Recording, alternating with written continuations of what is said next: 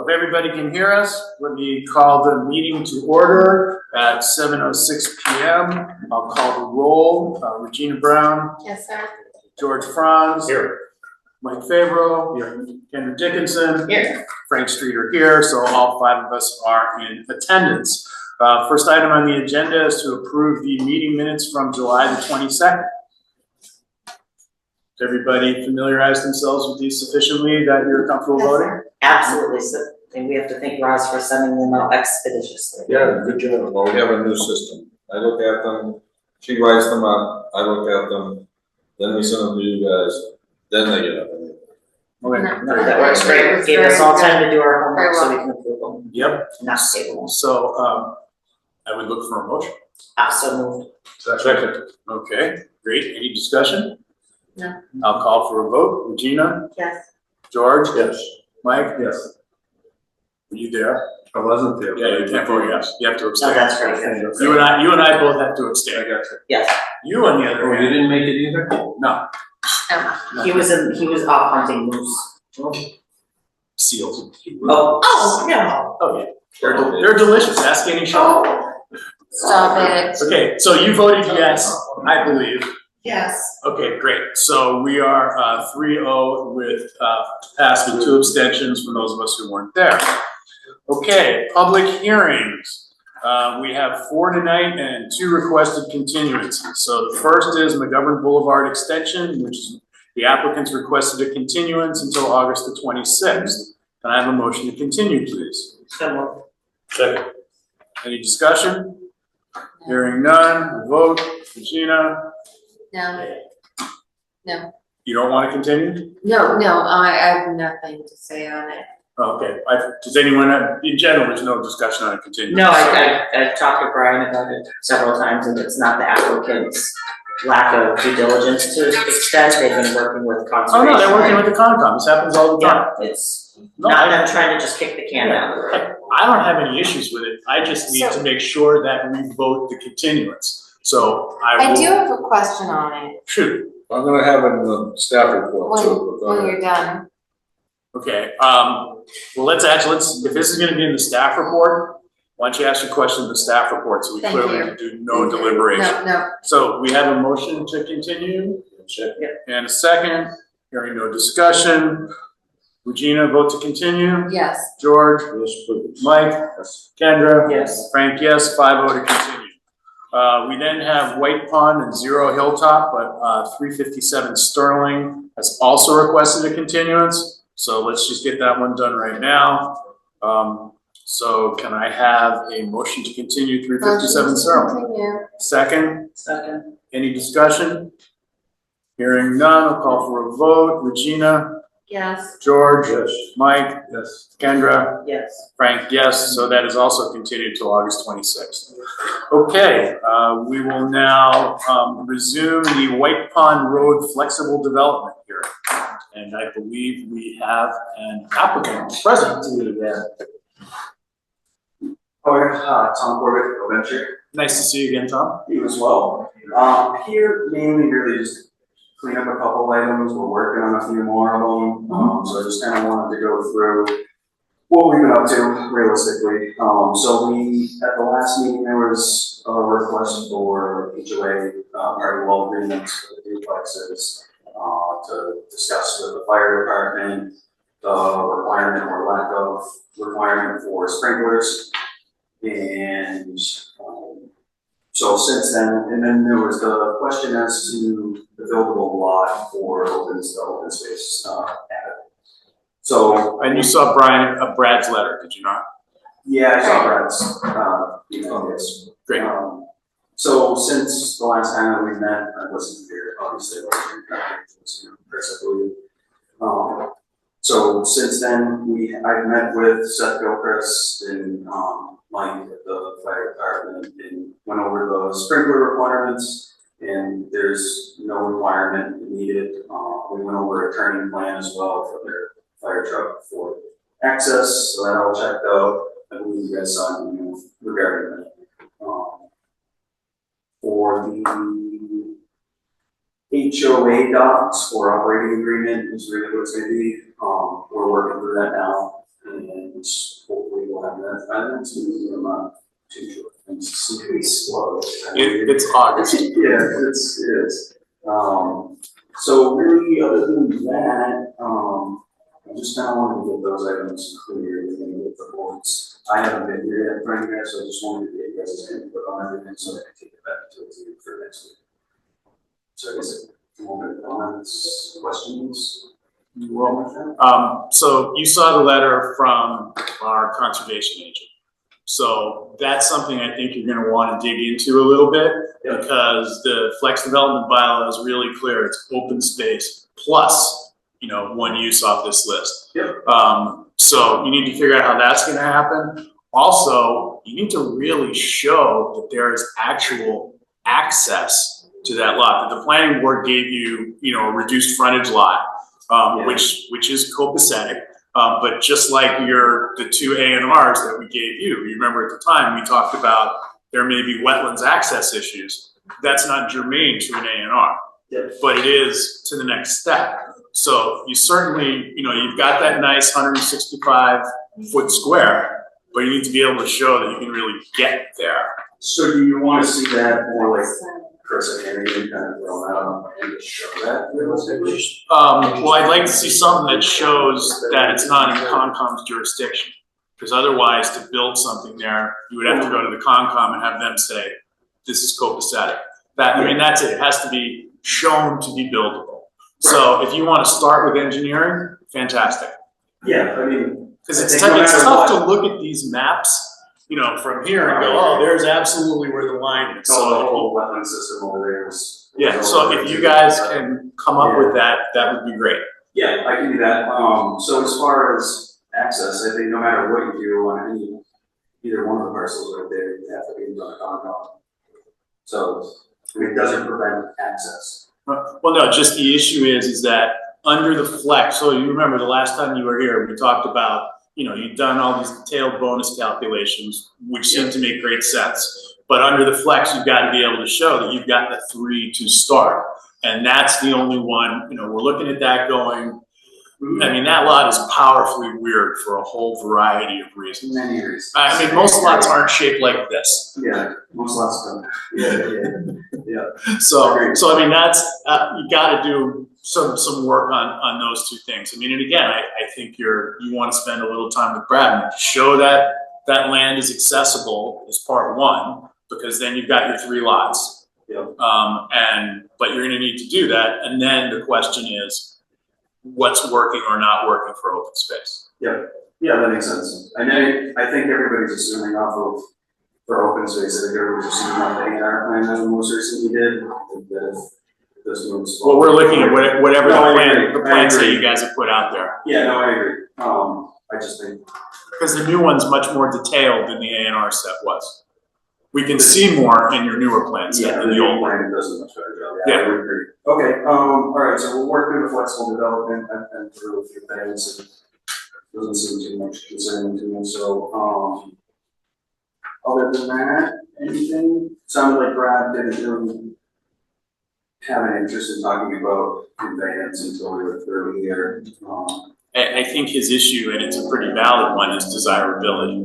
Is this the sort of land? Well, I mean, the bylaw is for the protection of land, not suited for development and reflecting such considerations like preservation, conservation, protection of water bodies, white pond, streams, wetland, wildlife habitats, protection of the community, preserving open space, avoiding development, overlay, but infrastructure under wanted to, so there's things of that nature that are to be considered.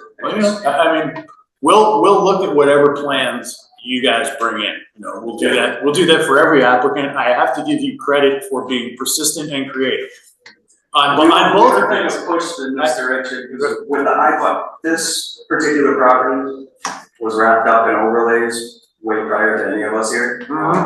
And as historic, there's been A&R through time, which is still wrapped up in the overlay, which does not seem like long road for development of any kind for the iPod overlay. So that's kind of why we ended up going down this flexible development path after talking that over with Brian and going through options. And seeking this alternative to better suit the neighborhood, I guess. Okay, well, so, you know, those are the two things that you need to work out on that, which probably means you're gonna be spending time with Brian and Brad, you know, figuring that out. And then, you know, get back to us by that. Do you wanna try for the 26th, or do you wanna wait until after Labor Day? Let's try for the 26th. I think we can get there. Okay, we don't charge for continuances. But as you saw from the kind people who showed up early, the sooner, if you're gonna continue, try to get it to Brian sooner rather than later, just because, you know, people plan their evenings. Yeah, that's usually a Friday before.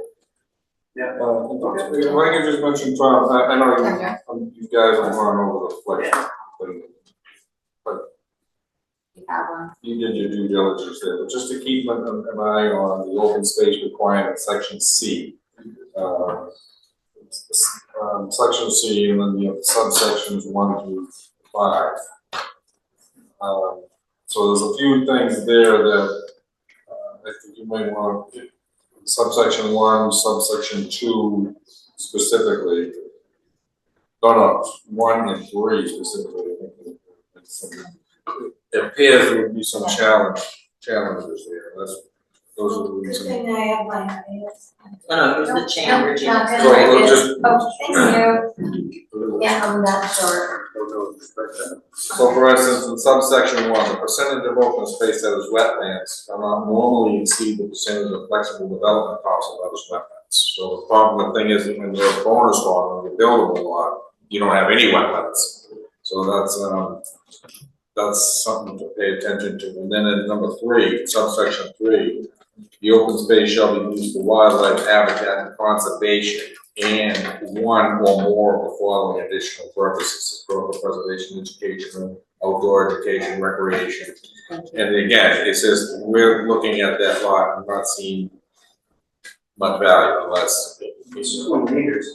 well, right, but how much of it is accessible, how much of it can, you know, to get to the upland, you need to be crossing the stream, you need to be crossing wetlands.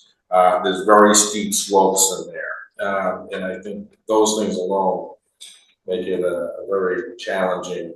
Yeah, I agree with that. It's a unique property, which goes back to the intent of the whole bylaw. Right, exactly. Yeah, so, okay, so I think those are things the board will be looking at for answers for. Yeah, for sure.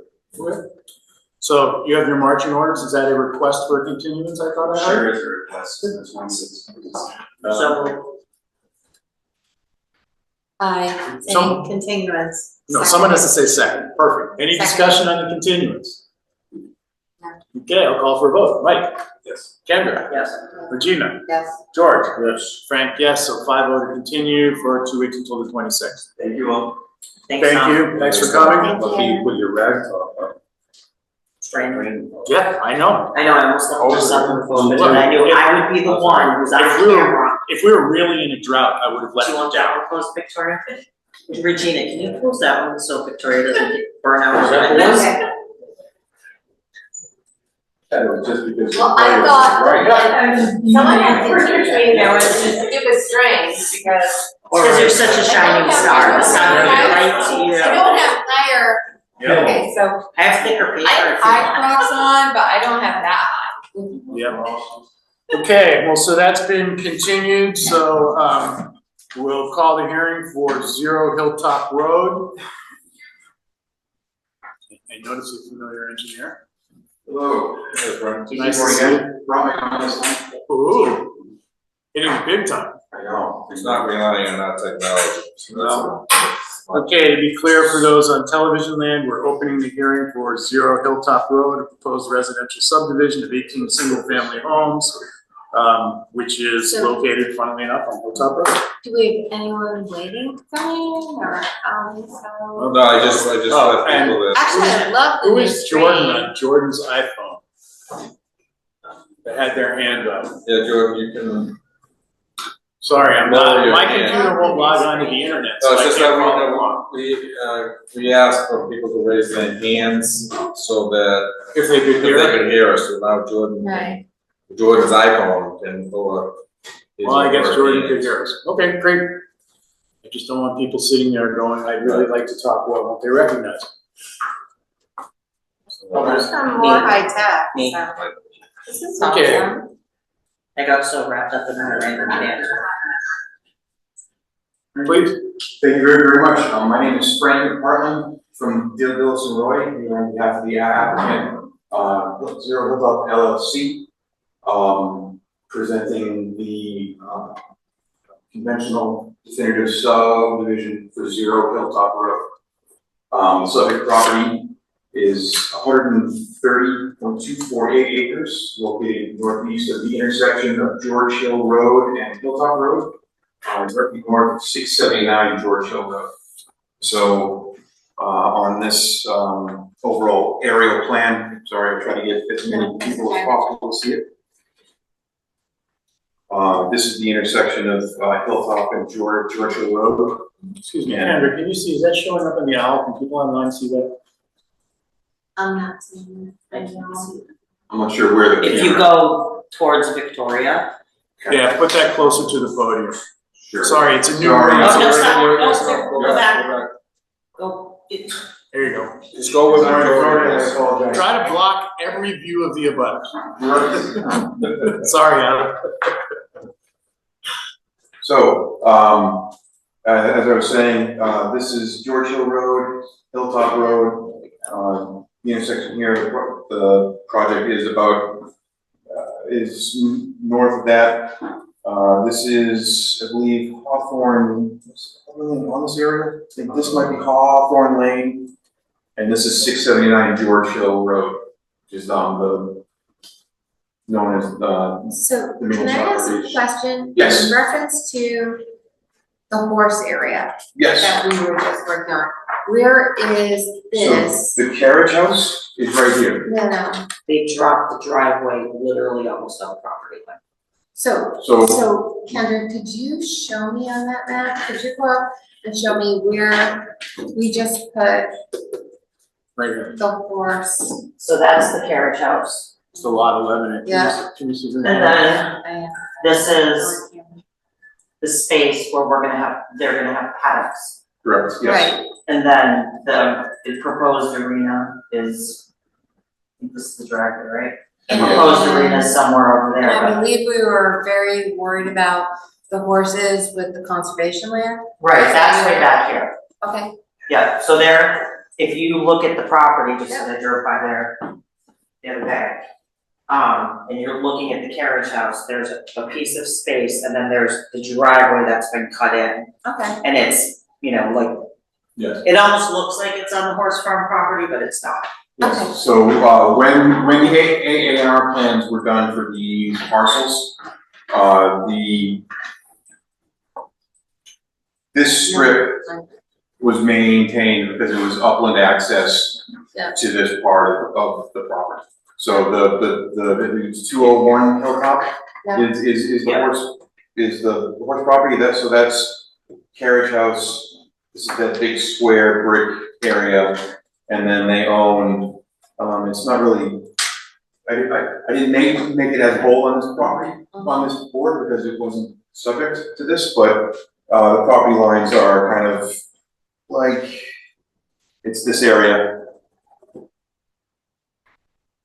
If you pass this to Regina, this square is the old garden that has the That's what I falling thought. down wall, and this is the driveway That's- into the development. So this is the carriage house, this is open space, and then this is the wall with like a little covered rooftop where the garden is. Yeah. That has the wall And that was that's what I falling down. thought, I just wanted to call it out for everyone Yeah. on the call to realize, It's a little closer up there. yeah, I mean, it's tight, it's tight.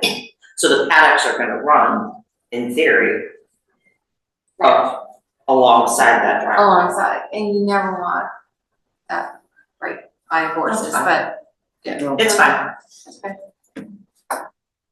The applicant is proposing a conventional by right subdivision on the subject property, based on the preliminary subdivision submitted to the town of Lancaster Planning Board and presented at the November 11th, 2023 Planning Board hearings. As I said, they're proposing 18 lots. The individual lots, the houses are the orange squares on this exhibit plan. Through here. We're proposing approximately 4,276 linear feet of roadway. Again, starting at Hilltop Road, coming up and around to this intersection. There's approximately 730 feet of roadway before we get up to this intersection. And will that be private? Yes, the intent of that is to have it for the road to be private. And remain private. And Well, it'll be built as private, it'll be built to be private, but when I build it, I want it to be inspected. So Right. if it ever did have to be turned over, it would be. Yeah, that's the way every road should be built, is to So I don't know if is there a different standard in town, is that whether it's private or No. public? So the standards will be the same, Yeah, will it be inspected all the same? If it ever It's- was gonna be turned over, at least it would be built and inspected. the big properly. question that pops up, we know that it's gonna be built to spec, is in the future, will Hawthorne Lane, will this be the next Hawthorne Lane debacle? And that's just questions people have asked. For Hawthorne Lane, but. It's a whole, nothing that has to do with you. Nothing you wish to know anything about. It'll be built as proposed, it'll be inspected as proposed, so if it does want to be turned over, it can be turned over. however, the intent is that it is a private road. So there's no bait and switch going on. I mean, my conversations with my client is that it'll be built to the town of Lancaster standards, however, it will be a private road. Let me interrupt first, did you say it was 4,200 feet of link road? Yes. That what we came up with? The total, you sure that? Yeah. Yes. We have a sidewalk proposed along this side, wrapping around the outside, and then connecting across 5 foot asphalt sidewalk. Two of the lots 7 and 9 are laid out as reduced frontage lots. And they will be submitted to the planning board for endorsement under section 220-10.3. So individual plans will be prepared for those lots.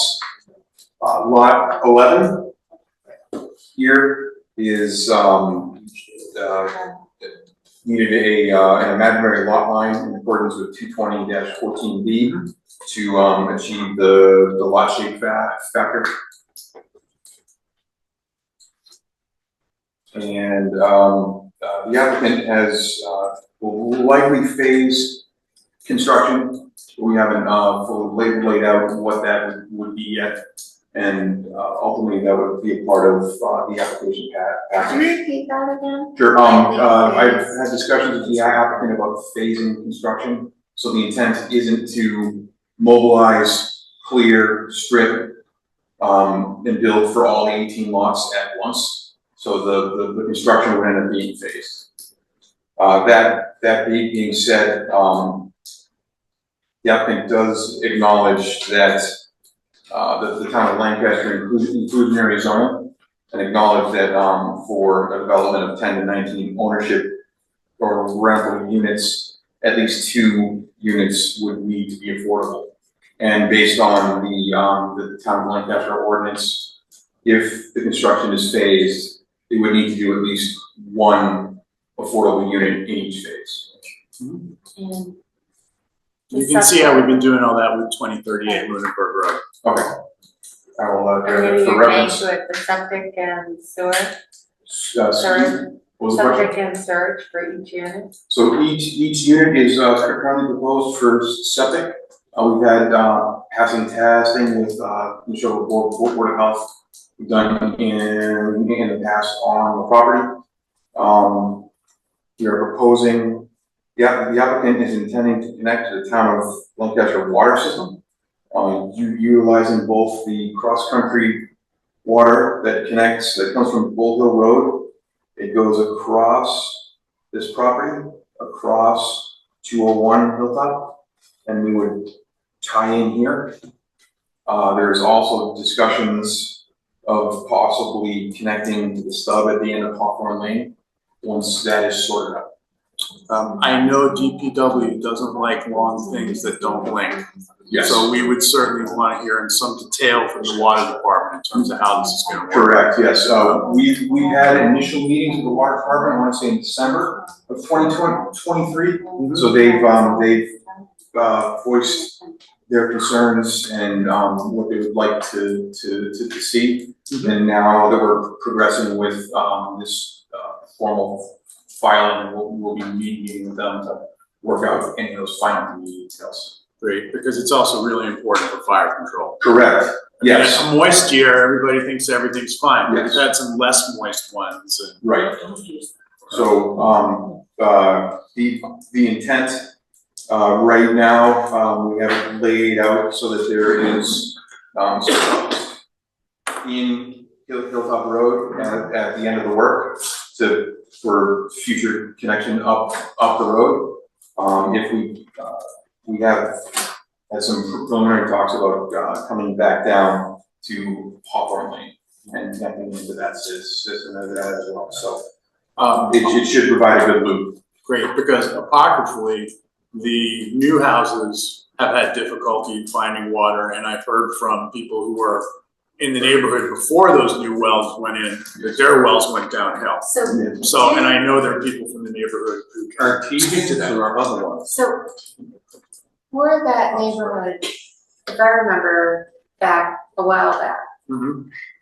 when we heard a hearing on this, Chris, who owns Mansion, spoke that Mike Sullivan was up there and couldn't perk. So he couldn't get water. So Couldn't perk or couldn't, it wouldn't perk. Whoa, there's a Well, difference that's something between to do perking with that, means water going in, Okay. not drilling, which means water coming out. So bad me, Yeah, he couldn't get water. okay. Okay, however, but are we then looking to draw off the town water supply to get more water up there? And that's my question. that's what they're trying to do, they're looking into the different options. Yeah. But in general, the town would prefer to have people on town water than on wells, all of the things But being we only equal. have so much water draw. That makes Well, no there's- sense Because anyway, if as that- far if as that- fire is concerned, the hydrant is there, accessible for Yeah. apparatus and Right. all that. Yeah, no, that's But- Opposed to having domestic. Okay, but with the water draw, if that college ever comes back on, we're gonna have a problem. So we really need to talk to Superintendent McDonald before we commit to water to any project. Because if that college ever comes on, which gets preference to the water, you know what I mean? We have to make sure, Yeah. because they're a religious college. Well, and also. That's if it comes back on as a college. But also, yeah, but the issue is they have all the accounts. They have They're the already accounts. in place, they're not using the in water. place, they're not but they using have the the rights water, to. they're in place. We So, have to make sure we account for that water possible draw before we give water a draw somewhere else. We only have so much water. We don't wanna go into a situation. Is that factual, that we could be in potential problem for water? If the college comes back, depending on the year. And that's where we would have to talk to Superintendent McDonald. I can say that concerns about, the amount of water available did not come up in our discussions with him. The discussions talked about, for the most part, how there was plenty of pressure and flow available at the end of Bull Hill at their meter pit when they've done testing in the area. but you are of higher altitude there, I mean, that's why Hawthorne Lane has that pumping station. Yes, correct. You guys are, I think Regina's doing you all a big favor by highlighting the sort of issue that you don't wanna discover late in the process. I Absolutely mean, not. and if it's not an issue, that's great. I would rather flesh out the issue, than, No pun intended. than find, no pun, but then find it later. Yes, and that would be something in our discussions with Yeah. the water department, yeah, absolutely. And same with sewer, like, are you looking to do town sewer? I'm discussing all options with everybody. So same thing, we would wanna talk about that, because higher altitude, you wanna do town sewer, and I'm sure there's people in the room who could talk to that. If there was a connection to the Lancaster sewer district, there would be essentially a low pressure network serving our development that would come out the Hilltop Road and then come down to the connection wherever it is in Georgetown. There is a manhole here. Yeah. And there is the existing Lancaster sewer district sewer is in George Hill Road here. So who would, if we required a pumping station, who would man that, who would pay for that? Whether it's water or sewer? Ultimately, how is the Hawthorne Lane water We don't talk, booster stable? it was supposed to. The issue is the Hawthorne Lane Booster Station was supposed to be run by the homeowners association and therefore run and paid for by the people on Hawthorne Lane. However, the developer of the Hawthorne Lane project, who will go nameless because this is a public hearing, didn't put in the homeowners association. Understood. The thing I'm not, I don't understand, but it happened. the thing I'm not following is if we're talking about Lancaster developing, regardless if it's a small development like that or a large renovation like Atlantic Union College, I mean, we need to have the facts. I don't believe that we're in a water situation. I mean, this is just speculation. So we'll find out from, That's what we Scott absolutely McDonald. need to do. And Yeah, it should I'm be, just it asking should be a question. available so that we're not pulling teeth either. And this, And I'm just asking the question. No, I get it, I'm not, like no bahusha, ooh, that's not the purpose here. I think this would be a perfect time to get an assessment from the water department on what the capabilities are, what the future demands are anticipated. I think we need that information to look at this development or. But we're set up to look over what comes in and out of town for development. We all know that we're in a situation, we need tax revenue also. So that has to be a consideration before we start picking apart every single project that comes through the door. That's the thing that concerns me. I'm going to respectfully disagree. It is our job to pick apart every single project that comes through the door. Because I believe that every project comes out stronger from that process. Ideally, it's our job to get a better process. What I think the issue is being raised here is that there's an issue of, there's two issues of water capacity. Townwide, which is not for us to solve, but specifically needing to get enough water up here, not just for the residents to flush, but for fire control. I mean, I personally, people talk about these personal cisterns in a house, which will give you enough time to get your family out while the house burns to the ground and the neighborhood starts going. I'm not a fan of those. I want to see that pressure. But the other thing, that the flip side of the coin is when an applicant comes in 90% compliant too.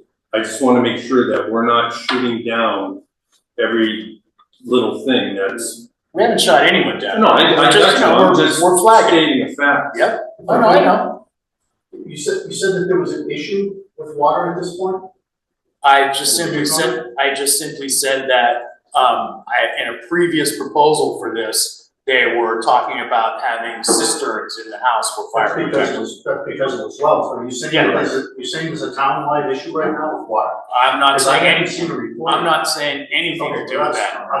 I said that a minute ago, so I was wondering if that's what you meant. No, what I was trying to say is there's a difference between a town-wide issue, for instance, if AUC comes back on and puts a whole bunch of units up and has water demand, versus, which is a longer-term general issue, versus the specifics here, which is that the residents of these houses need to be able to flush their toilets and be safe for fire control. So our discussions, like Frank said, with the DPW, was there is not a water issue at all at this point for town water. Great. and as part of our process with the DEPW and the water department, we'll be submitting essentially water demand calculations and telling them this is 18 units at so many bedrooms, so many fixtures with a fire demand of X. This is what we would need, this is the pressures that we see, and work it out that way and see if a water booster is needed, if, and it, yeah, to Yeah, I mean, that's- meet these demands and demands of the area. Yeah, I mean, that's the sort of stuff that comes from you. I mean, Regina's trying to create the expectation that you really need to make sure the water is there, and I'm specifically stressing fire control as opposed to just the ability to take showers with decent water pressure. Absolutely, yes. So do we have a letter from the DPW or anything? Well, we will, we will, Okay, we thank most you. certainly will. Thank you. And has it been sent out to the boards for letters of recommendations? So Okay. at what point do you do that? We are asking you guys to do it, and then at a certain point, you will get back to us and you will say, here's the work we did with DPW, and here's how DPW has signed off saying they agree with our calculations or not. So in this town, And then we'll probably have that validated by peer review as well. right, so in your town, that's dealt with by the applicant, your board doesn't ask for recommendations through the board, it comes through the applicant. Oh, well, we'll certainly talk to them, but in general, you guys have to start this Okay. because you know the specifics about what you're looking for. Yeah, I'm just trying to. We otherwise, yeah, Other towns, every other town I've ever dealt with, it comes through the board, so that the comments come through the board first and then to. oh, we will get the comments. I just meant in terms of, That's the process. Time. Comment, Work through response. Brian. They work through Brian. That was kind of my point earlier, that if we don't know from the get-go what's available, I mean, it doesn't make sense to Right. entertain building period. Thank you. So. so if that's they why Brian and they Scott work through can Brian. interact. My comment with you guys is that you have to give Scott et al. The information as to what you think you are going to be needing Yes. for flow. And That's then, DPW. and then Yeah. once that happens, then Scott can start doing all of his own internal calculations. And And- yes, he will be getting back to us. And my process with anything that during a planning board application, anything that I submit to town DPW, water department, any various departments, I always copy the planner. Please. So, Yes, I don't want anyone in the dark on it. Makes it easier for all concerned. Yes. You've been in front of us a lot of times. I know you know the ropes. Jumping back into, my notes, because I spent a lot of time writing them. I want to step into them. There'll be, new underground electric telephone and cable run from Hilltop Road into the development.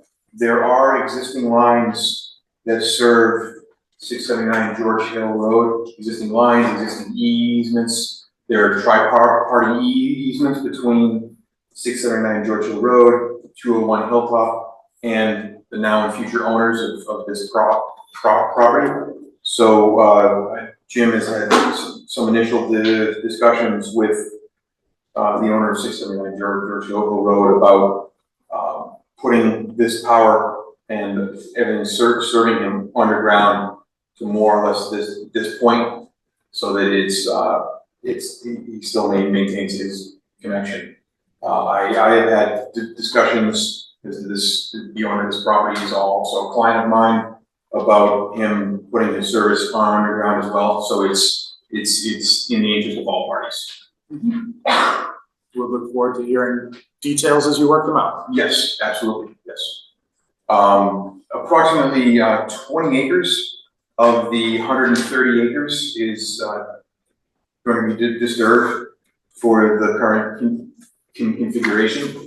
I tried to illustrate this as best I could. It looked a lot better on my screen, but what you see, the dark green, and I can bring this up so it's easier for the board to see.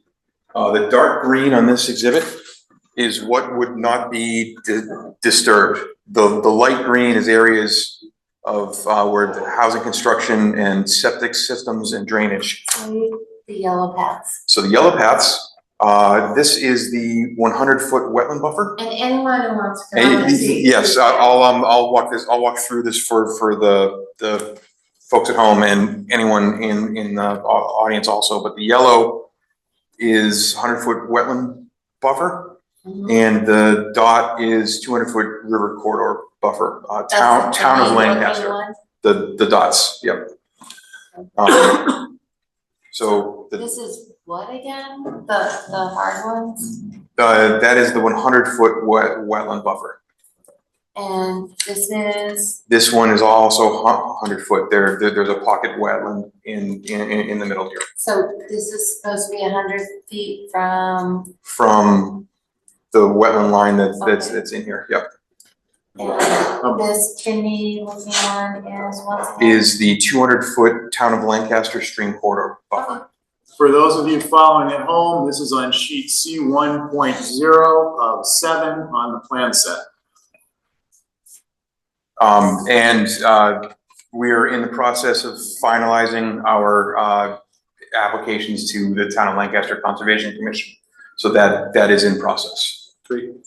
And I assume also Board of Health. Yes, Board of Health I mean, if has, you're doing sewer, which is great, correct, we're well, less concerned. so we're in kind of parallel paths there, and I'll jump back to you Yeah. real quick, but Okay. so Board of Health, Bill Brookings has done soil testing with us on this property, Mhm. all over the place. We've identified passing system locations. Okay. Because obviously what we'd like to do is have you guys get through the Concom and the Board of Health. Correct. So when we're doing our final site plan review, nobody else is gonna be changing. Right, so you would want final septic designs? Probably, I mean, Okay. you know, we need to do site plan, and so the site plan's gotta show where they're all gonna go. I Correct, think last time we saw this, it was every house had its own septic. Yeah, yes, right. oh, yes, and that hasn't changed, yes. Yeah, yeah, Okay. so we would, we definitely wanna see where that is and have the Board of Health say, yes, we're happy with all of these locations. Yes, and we would work that out with the Board of Health, whether they're fully designed plans or something that identifies that this is testing that the Board of Health witnessed and you have a system that fits in that area. I'll work that out with the Board of Health and Bill Brookings and Great. I'm gonna assume you'll figure out whether you go septic or sewer before incurring that expense. absolutely, yes, I wouldn't charge down that Don't charge down pathway. that path unless you Yeah, have to. yes. Save, save some No. pennies. Multiple areas have already perked, correct? Yes. Oh, yes, we found perking, we found areas that perk and areas with sufficient groundwater. So I'm gonna ask again, is each house gonna have a separate well? Each house is, right now, the lots are laid out, they separate well fits, but at this submitted design, I have a water main. So no, at this time, no, Septic system or. correct. They won't approve a septic plan if it's too close to a wellhead. Right. Right. And that was the first plan. Yeah. Give up. 150 feet. So this is That's laid, if you have. this is laid out such that if I had to do wells and septic, I can fit wells and septic both on the property to the Town of Lancaster and Title V requirements. If as long as it's 150 feet, doesn't matter the direction. Well, I shouldn't say it doesn't matter the direction. Yeah, it's not as good when it's, Timing. it's not as good when it's uphill. It's one big circle. It's approximately 28 acres is proposed for disturbance. We have submitted an EPA SWIP. I haven't received the number yet. I'm not sure why. Normally it's 14 days. I haven't received any correspondence back or not, so I've been, and that is on my list to follow up with them, but a SWIP has been submitted. 3 stormwater management areas are proposed. First is 2 tiers of basins here.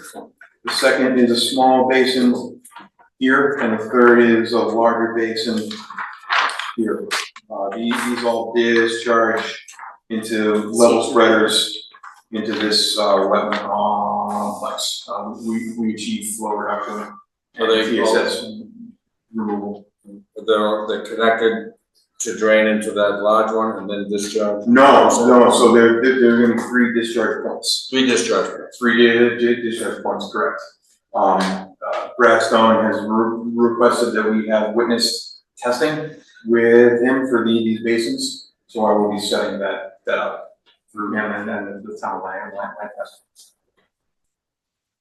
We previously met with, town stakeholders, Board of Health, Planning Department, and, Building Commissioner, and received some comments from them that we need to address. I understand there's a letter coming at some point from Hale Ward, but, Yes. I I thought it was gonna be. Okay, so understandable. And as soon as we receive that, I'll be doing that with my client. I'll be reaching out to that peer reviewer, if I have any questions, and ultimately, I generally like to set up a meeting with them to go over any comments, just to make sure that everyone's on board with how it would be addressed. Was that something you would like to happen with planning representation, or is it fine if I meet with them? As long as the comments and responses are provided to the planning board, right? Absolutely, absolutely, so I We don't take, have to be. Yeah. I take their letter and develop a response letter. I take any other comments that are received from the town. I include those in the same letter, and it's formatted as, comment and response. Yes. That covers primarily what I wanted to present at this opening hearing.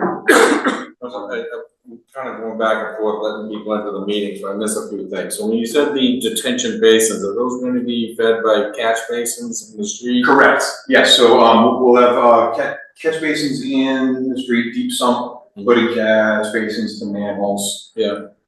Okay, and then, the detention ponds are going to be, just the standard. Standard detention ponds, yes, the site itself is, primarily C and D soils. It is not the best, for infiltration and recharge. I know Brad had asked me for additional documentation, and I'll provide that in a stormwater report. And then, well, this is a contract thing, you're gonna be 2-foot separation and all of that is gonna be. Correct, yes. But the discharge, So the discharge, ultimately, we are reducing the overland, the volume, we're reducing the flow rate of overland runoff to these wetlands. So it'll be, 3 discrete discharges, discharging outside of more or less, I think I go into the 100-foot buffer, because I don't like to discharge too far away from the wetland, because that, I've found that promotes erosion. So the closer you can get to the fully stable ultimate endpoint of water, the better. Because that hillside is, there's an awful lot of clay and an awful lot of ledge. It's not a friendly place. No. and it's high ground, Yeah, very high ground. Side of Lancaster's, my house is the same way, playing hard and sitting on the ledge. Well, and also there's a big beaver area up in back that it acts like a giant sponge. It can release a lot of water over time. Correct, the subdivision itself, everything is well up above that. I believe we've got 10 to 20 feet down into into that wetland area itself. Let's go through everyone, but. Okay, is there anything else that you would like us to know? I think that's all I can think of at the moment. Jim, do you have anything else you kind of want to say that we've kind of covered? Sounds good. So I'll throw it open for questions from the board. Okay. Is there a benefit to having the road as private? I haven't figured that out yet. Well, here's my concern. Virtually every private road that we've seen morphs into something that the town is now supposed to take over the maintenance and so forth a few years down the road. My belief is that we should do it from the get-go. The people in that development aren't going to get any relief on their taxes because they don't have snow plowing and so forth. So why don't we do a, town road from the get-go. And that was my point of making sure that whatever we did, it could be turned over right away. There was a couple of things in the project that we're still working through that might affect it, but I'm not sure at this point. So I want to make sure that everybody knows that we're gonna build it, so that if it can be turned over, if it needs to be turned over, it will be turned over, and everything's up front and nothing was hidden there. It's always prudent to do it that way. My only comment about private roads is, do I get a tax break because I don't have kids? Because if you're gonna start parsing it out, that's the can of worms you open. So I'm going to suggest that that's not necessarily a great idea. Well, But we don't have to discuss it right How now. about if we say going forward as opposed to going back, Right, you know, in history? and I have to agree with George, I mean, if we do it right from the start, like super right, over the top right, there's sidewalks, there's really wide roads, there's culverts, there's all the things that really we can't afford on some of our older roads. And we do it right from the start, why can't we accept that? On a short road. That's something that we can be discussing as part of our order of conditions. And. But at the meantime, the applicant has his marching orders either way, because you've already committed to building to that spec, so it's just a question, and you're willing to have it be private. So it's a question of what the board decides. Of it being something now, are you saying that there's a different spec for sidewalks and a bigger road? No, I'm just saying, if you really want us to love it, then it's a sidewalk. You know, I But mean, that's. so a if you big look at difference like on whether Settlers it's Path, accepted. if you look at Settlers Path, it's one of the few areas of town, we have a sidewalk. We have a nice wide road, we have culverts. I mean, it's beautiful. Now, granted, it was accepted by the town, it was supposed to be private at one point, it was accepted by the town, but I'm just throwing it out there. So are you I'm saying- just saying, I'm not I saying understand. So it's you a said- requirement. What was this? Settlers Path.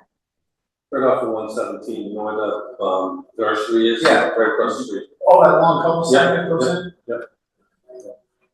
I'd like to make a suggestion that this is gonna be a policy thing on the board's level. Yep. And that you've checked that box for now, so we don't need to go off in the weeds on Right. your hearing to discuss what our general townwide Yeah, I just policy didn't know if might I missed it, maybe there was, No, it had to be sidewalks and a wider road. be. Again, moving sidewalk.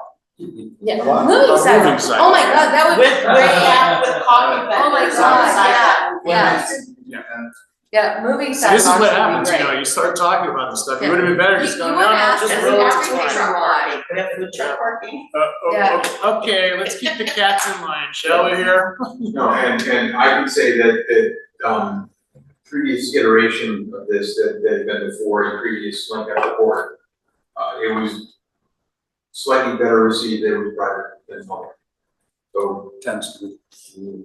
so that's where the advice from me to my client had somewhat come on Right, what public versus private. It doesn't, as far as the design and construction, it doesn't change it. Yeah, so, that's where we need to be for now then.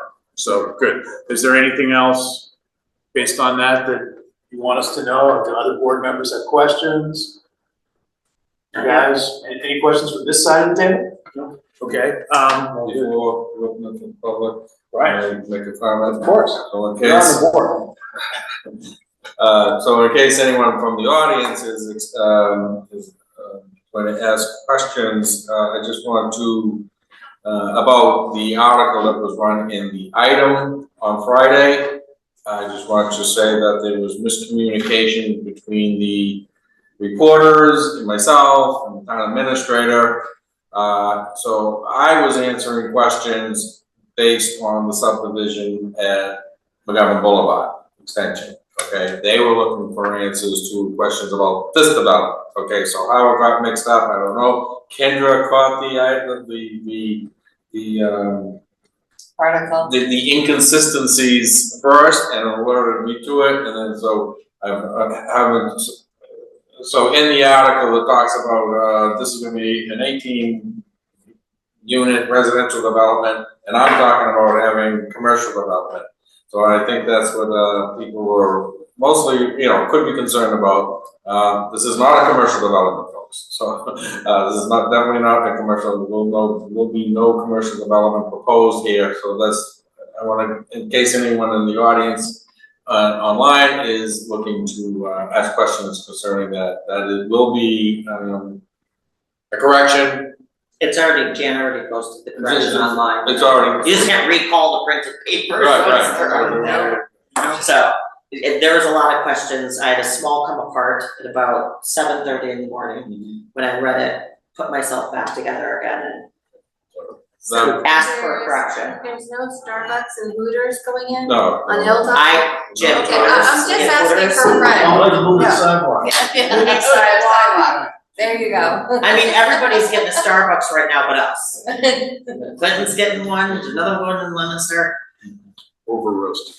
So, Okay. so at Okay. this point, I will put it out to comments in the room. Please stand up, identify, take a seat, stand at the podium, identify yourself, and proceed, please. First. Victoria Petraka, 67 Woodland Meadow Drive, but I'm actually here for the Affordable Housing Trust. So I have a couple of comments and a couple of questions. I just want to go back to what Frank mentioned, the inclusionary zoning. So just to be clear, we're talking about home ownership units, not no rentals. No rentals, homeownership, that's correct. So, if you mentioned 2, which is correct, under the bylaw, and, these are, for now, you are providing 2 affordable units. I feel kind of funny talking to you. No, so, you know what, I didn't know it would be directed at me. That's okay.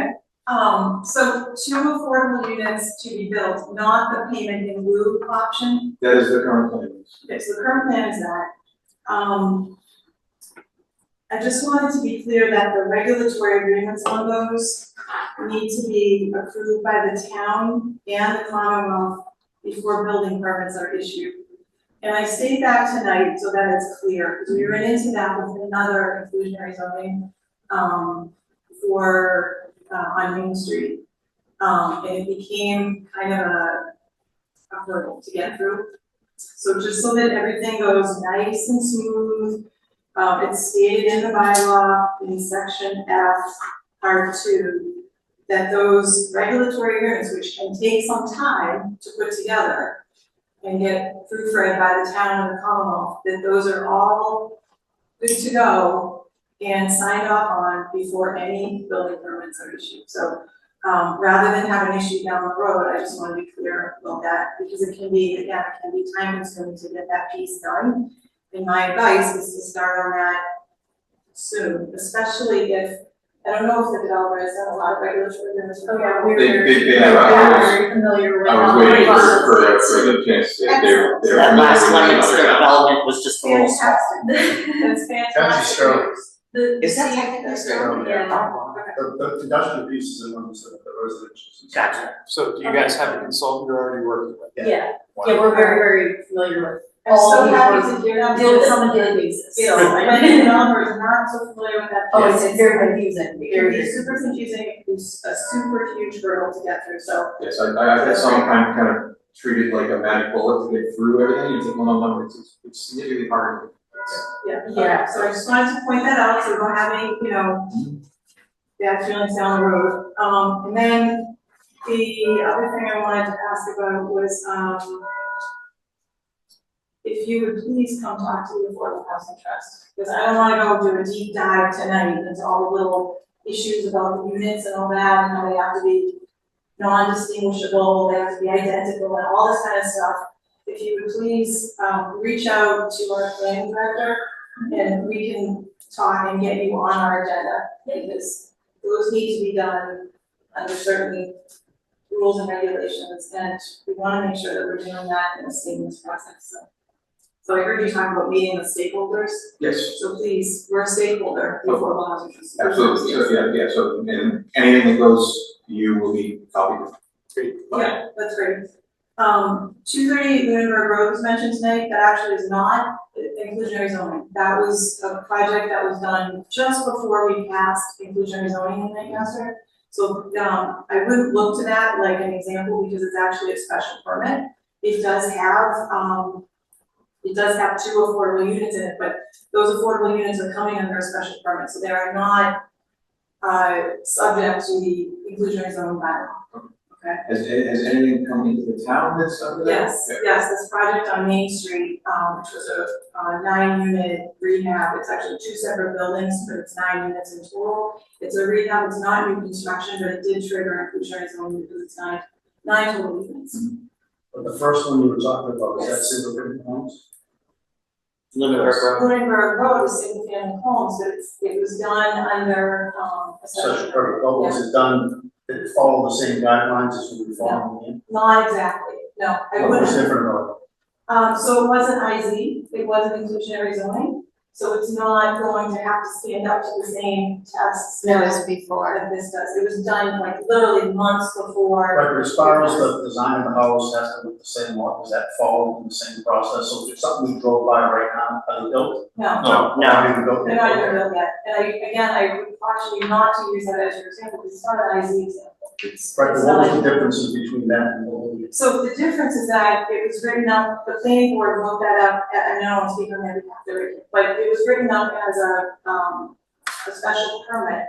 So it's not identical to inclusionary zoning, very similar, but it's not identical, they're apples and oranges, two separate. Right, but you can't. It's the integrated plan overlay district, you can read on in the zoning Yes. bylaw. IPAR. Yeah, I was just looking for what the differences was between whatever. Well, it's more like, it's, the iPod is more like a cluster development type issue situation and mixed use, so there's one commercial lot. But I was thinking more of the outlook, the actual end look of the house, what was different between what would happen there and what would happen here. Yeah, the iPod is actually looking for a variety of they submitted like 4 or 5 different elevations on architectural styles, and it's also different variation in style, sizes, styles, and yours, the whole thing, you can. So it's different from the inclusionary zoning where, you can just have any style of housing you want, but you need to, the amenities need to be similar, or they need to be indistinguishable, but in the iPod, they're all distinguished. What development are we talking about? The Harbor Classic on 2038 Lunenburg Road. Oh, That's- okay, Yeah. okay. So I just wanted to be clear, 'cause Yeah. I don't want to send you to look at that as it's different. So that's not built, Okay, okay, so you Understood. can't send anyone to look at it, it's not built It's yet. not even built. Right, But right, I would just like to look at read the iPod right, and So then you the can't inclusionary go zoning. look at it. Well, okay. So look, I shouldn't have mentioned 2038 at the Yeah, start yeah. because I've apparently That's your confused a bunch of bad. people. That's So yours. I will apologize, I retract my similing, it does not It exist. doesn't exist. So, But I will in take the theory it opprobrium of the exists. rest of the board on. and I You're the would just like to say on Terminator. behalf of the applicant, we'll be in communication with Yes. you for the trust to make sure that we're proceeding through this in the right way. That's great, thank you so much. And my last question is not a formal last question, but why are you applying for the EPA SWIP? I was just curious. Because, we've done, the client has done some preliminary, construction work, and we wanted to get coverage under the SWIP because we're close to the service thresholds. You're close to the students' questions, okay. Sure. Thank you. We knew we were gonna need it anyway, Yeah. so might as well get covered. Thank you. Okay, next, or first off, after any of these, anyone on the board can, stick your hand up, weigh in at any time. So, subsequent comments? Anybody else in the room would like to speak to this at all before I, go to those on Zoom? We can always come back to this. Yeah, we will circle back a few times, so if your comments aren't ready, go. Hi Frank, Adam Zana, 202 Hilltop Road. I was wondering if the board could give me a brief history on past development efforts for this site without tons of detail, but why didn't it go through? previous plans were made under a previous owner. Frank was thigh deep in it all, but there's been, changes of ownership. I mean, we went through a few iterations of a previous plan, and I think Frank, here, this current one reflects a lot of those concerns, but, Yes, so, previously a flexible development permit, special permit was sought for this property. Same number of lots, it actually, the total included some lots that ultimately became a part of 201 Hilltop. However, the layout and configuration of the roadway was the same. The previous owner had sought a flexible development special permit, which essentially, the layout looked more or less the same. The road was slightly shorter because the frontage requirements and lot sizes ended up being smaller in exchange for designating open space in the back of the property. At that same time, we also submitted a conventional layout, which is more or less this, to prove the number of lots that could be developed on the property through a conventional process. And ultimately, once Jim Whitney bought this property, he wanted to go with the conventional by right subdivision, as opposed to trying to seek a flexible permit. would you or the applicant like to make any comments on your thought process? Not required, but.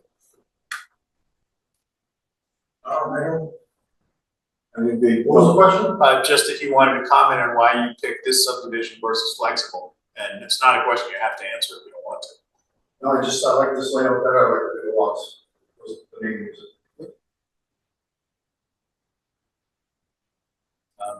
Adam, does that answer your question? A little bit, how many units were there in the past? there were, this is a tricky question because of the ANL that came off here. I want to say it was possibly 22, but 4 of those were, are now a part of 201 Hilltop. So right now it's 18. There was always the bulk of the property here was always 18 months. Because I come up with the small pump house and the storage. So the pump house here is on parcel A, which is called a non-building lot. So no one could ever build anything on this property. It was just carved out so that future development of this property would have this access road. There's significant amount of frontage along Hilltop Road here, but this is also a wet area that couldn't be crossed. Good, thank you. Thank you. I think I would call Frank that I saw a plan with 23, but you were getting an awful lot of pushback on it at the time. And I was hesitant. That was on so It was numbering 22 or because- 23. Yeah, that was several years ago. Because they definitely had it shrunk before they did that, Right. And got through that whole. at one point, despite my arguments to the contrary, the lot numbering included also previous A&R lots, and the overall lot count it was a possible headache for me to keep up with. So yeah, it was 22 or 23, 3 lots. Agreed. Well, 18 is the only number that matters today. Correct. Okay, is there anyone else in the room who would like to Good evening. James House, 495 George Hill Road. Not aware of anyone here, so it's weird. We just moved in about a year ago, so. But anyway, I just wanted to ask whether any critical species counts have been done or any conservation studies have been done. And the reason I ask that is because there's been orange salamanders that sit in these walk road, and on my property as well. I'm sorry, could I ask your name again? James House, James House, and your House. address again? 495 George Hill Road. Thank you. James, can you spell your last name for the benefit of those? HOUSE. Just like it sounds, sorry, Just perfect. like- Sorry. Adam, what was your house number? I forgot. 202 Thank you. Hilltop. James lives in the Tudor house. Oh, you bought the Tudor. Yeah, we're restoring the other. Please tell me you kept that Yeah. fireplace with the lions, that's. Oh, it's all been, yeah. Yo, So we're sorry, I trying- was in it a few You times. cannot I'm a go realtor. to his house, We're trying to. don't be a restore it. stalker. Okay, guys, keep your extracurriculars away here. That's why the Please- address is Please familiar. proceed with your comments. Keeping on point. The golf course has bright orange salamanders, and on my property, and my daughter can attest to this, I have seen marble salamanders, and they are protected species by Massachusetts state. And therefore, we really need to make sure that we get our conservation work done correctly. You can't destroy the habitat of those salamanders at all. You're very fortunate to have a vernal pool expert living behind you. So, If I may.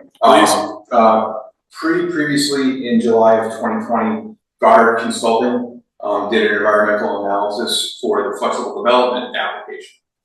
Same parcel, not much has changed in the 4 years since that was done. There are certified vernal pools on the property. There is a potential vernal pool in the pond. However, when the consultant went out to look at that, we found fish. I just asked you for everyone on camera to point out where his home is and his property. I I don't think it's on that map, it's too I far don't know out. if it's on that map. No, it doesn't show. It's, This is 679 George Hill. Yeah, which, it's almost there, it's just here. I'll say it's No, close. you're no, on the wrong. go a little more to the, Yeah, yeah, you're just off the corner. you're just on the map. About here. You were Okay. about to point to, near My where nose. Noah When Gifford you're- lives. When you're going up George Hill and you pass the horse farm on the right, there's that open gap with a pond on the sadly deceased Mr. Pool's property. Then it's the tutor that was recently sold to this nice young man. So basically where his head is right now. He's right behind Frank then. He's in front of her. Yeah, no, James is my neighbor. So where his head is right there would be where we're talking about.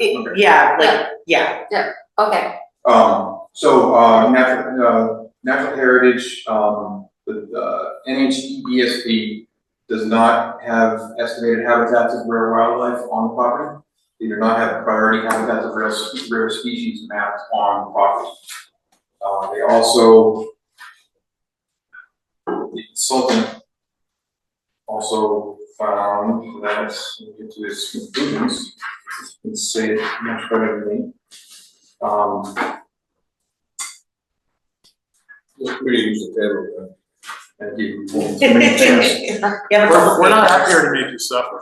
Oh, no, You'll I have the conversation again in front of. appreciate, absolutely. Yeah, So, you will definitely be having this in front of Concom, because in addition to James, I know the Mahavirs have equivalently seen salamanders like that in that area. understood.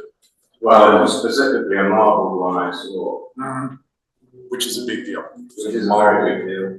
The development project site contains a variety of upland and wetland land cover types, dominated by deciduous forest and coniferous forest. Numerous wetland types are present, including intermittent streams, forested wetlands, a pond, and isolated vegetative wetlands. The most unique wetland habitat feature is the pond, which contains a population of fish and does not qualify as a potential vernal pool. This pond is likely to provide breeding, foraging, and sheltering habitat to a wide range of fish, amphibian, reptile, bird, and mammal species. The proposed development will be entirely south of the pond, set back by wetland protection regulations from its adjacent bordering vegetative wetlands, and therefore the project is unlikely to have a significant effect on the pond-associated wildlife species. Forest interior birds would potentially be impacted, but none of these are listed as rare species. There will be ample contiguous forest surrounding development due. Hello everyone, we are live for. Sorry. And there will be ample contiguous forest surrounding the development that's not proposed to be touched. Can you point out on that where the pond is? I that we're believe the discussing? pond, and Jim Nicole, it's in this area. So towards the middle of that stuff. Towards the middle of Down. down? Yeah. Here? Pretty far back. Oh, back in here, okay. Well, because I'm just looking on your plans, I see existing wetland. Yes, so Where is the pond on that? so my understanding is from what Jim was just showing me, it's in this vicinity. So on the stream. Yes. And to kind of summarize the summary, the consultant, from Goddard Consulting, he didn't find any signs of protected or endangered species on the property. He didn't find any vegetation of that same level of concern either. So while it is contiguous forest, he didn't find anything of substantial concern. And that will be most definitely a point of contention in our permitting with the conservation. Yeah, I think you're gonna have to spend some time with that, because I think that the neighbors who say they have seen these things are credible. And you've got a consultant that went on, one July afternoon 4 years ago versus what I will call continuous monitoring. So that's certainly something you're gonna wanna get way ahead of. I think it was monitoring from who? I mean, the neighbors being that they're there the whole time. It's not just neighbors who go Wouldn't in. that be Concom? So, buddy. Yeah, but this is all, you guys are gonna take So that up. to Frank's just Concom. giving you So they advice. were on my bike property, not on my property. Well, they're seeing them on several abutting properties, so it wouldn't surprise me if they were also And on this one. where's Cyprian Hills Golf Course? Cyprian Hills. That says West Is that Boylston. Is that what you said? Yes. That's How far just an away is that? example. How far away is that? Sure. But 20 miles? aside from that, my property is right next door. You said Cyprian And Hills, I just wanted to make sure. I had marbled salamanders on my property. Correct, but you mentioned Cyprian Hills, and I didn't. That was just one case of where it's orange salamanders. Well, the issue is you guys are gonna have to spend some time in front of Concom, making Yes. sure that's appropriately documented. That's And that may their- well take more than just a little time, so I get right on this. No, we're in the process of finalizing our lines so that we can submit. The intent is we'll be submitting an ANRAD and having that reviewed with the Conservation Commission, and then submitting an NOI application for the infrastructure, and then as needed in individual lots. So that once, as we found that closing out of orders of conditions that kind of encompass the entire property can be problematic. And we're finding that best case, it's that you wanna have lot by lot, no notice of intent ultimately, so that individual homeowners end up being responsible for closing out, or so it can be closed out on a lot by lot basis instead of someone who's entirely upland potentially being held up by having a notice of intent closed out during title searches and stuff. From our perspective, we're looking at it as one big lot. Mhm. So Yep. we would want all those issues dealt with Yes, on the one big lot level, not the individual home. understood. So, okay, anyone else? James, do you want to There was further comments, please? It kind of feeds on to what the honourable lady on the right said there, to talk with the water supply, something that wasn't mentioned is that it's all critical runoff that comes, this is on the high ground, it's all critical runoff that feeds into the local streamways that feed the Nashua River. And so I've seen this on lots of property developments where property development comes in and all of a sudden the little waterways, the streams, they cease to function and it wipes out a lot of wildlife. What are we doing to ensure that all of that is protected? I mean, we came from Western Washington, from the Seattle area, and we moved here. And it was a big deal over there because it killed off a lot of the salmon, a lot of the construction sites. And so I think conservation has to be put forward on any of these plans to ensure that all that wild wildlife is unaffected and the water systems that feed the Nashua River are not harmed in any way.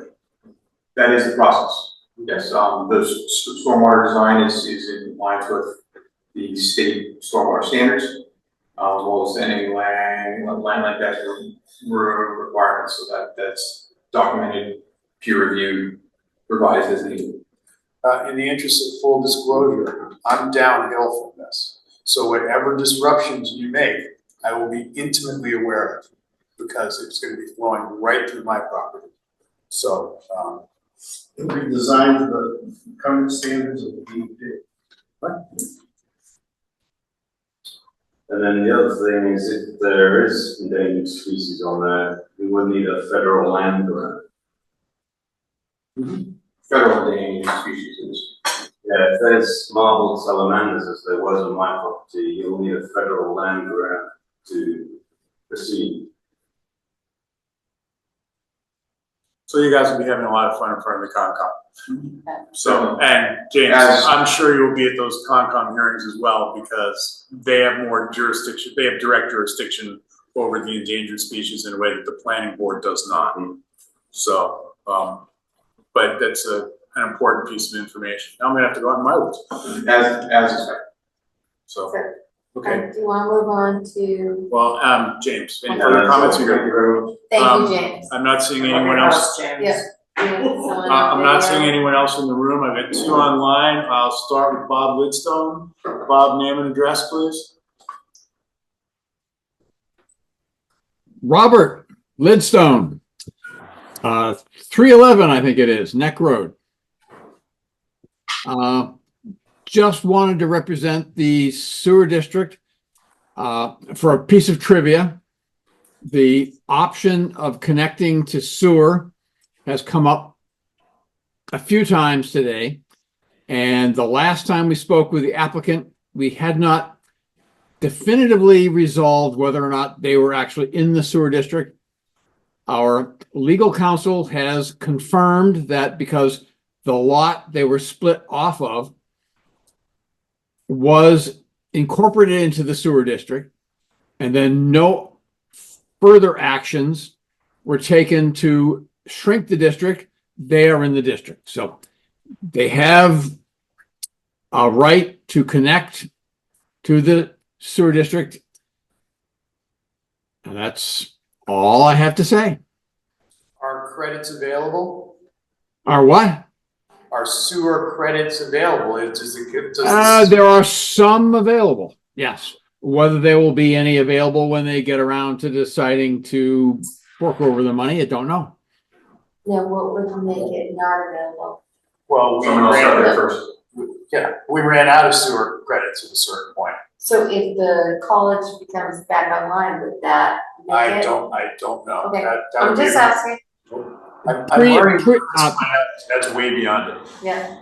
Existing structures only have to show that they don't have a functioning septic system to reconnect. So yeah, the college has full ability to reconnect for their original usage. So Bob, Regina asking, if the college came back up, would they bump everyone on their Yeah. credits? No, they do not need credits. Sewer bank credits only relate to our administrative consent order. Okay, There's no, at the moment, there's no overall capacity limits. There's only the administrative consent order that requires that there be no new construction without removing I&I. And removing I&I has been a real struggle for the sewer district. Because we can't find it. Thank you very much. That's- Next person, Alexandra Turner, name and address, please. You're gonna have to unmute, Brian. I'm sorry, this is Alexander Turner, or Alex, and it's 620 Main Street, Lancaster. Can you hear me? Yes. yes, Okay, great, thank you. So I know that this property is in the area of critical environmental concern, and people have discussed the importance of the environmental impact. Is usually the arbiter, this for a larger project, is looked at through MIPA, or it can be. Is there any plans to look at that proactively to make sure that the plan conforms with the standards for MIPA? Is the applicant going to file? Does the town? How does that work? This property doesn't trigger me. Did you hear that, Alex? Sorry, I didn't. What did it? It doesn't trigger MIPA. Okay, thank you. Further questions or comments? Okay, Tom Seidenberg, name and address please, and Tom, are you speaking as a citizen or for the Concom? Yes, my name's Tom Seidenberg, 748 George Hill Road, speaking as a private citizen. So I have just one question. On the application, it states that there's 18 residential lots and an open space parcel. I don't see an open space parcel on the definitive subdivision plan. Could you point that out to me? That was an error of omission by my part. There are no open space parcels. Okay, thank you. Any other questions online? Raise your hands if there are. Anyone here in the room like to ask any questions, make any comments? Okay, I'm not seeing either. So at this point, your road ahead is at least somewhat laid out for you. Correct. When would you like to come back in front of us, given the people you need to go see first? What do you mean, every 2 weeks? Our meetings are every 2 weeks, but you guys are gonna take a little time with the Concom, I think.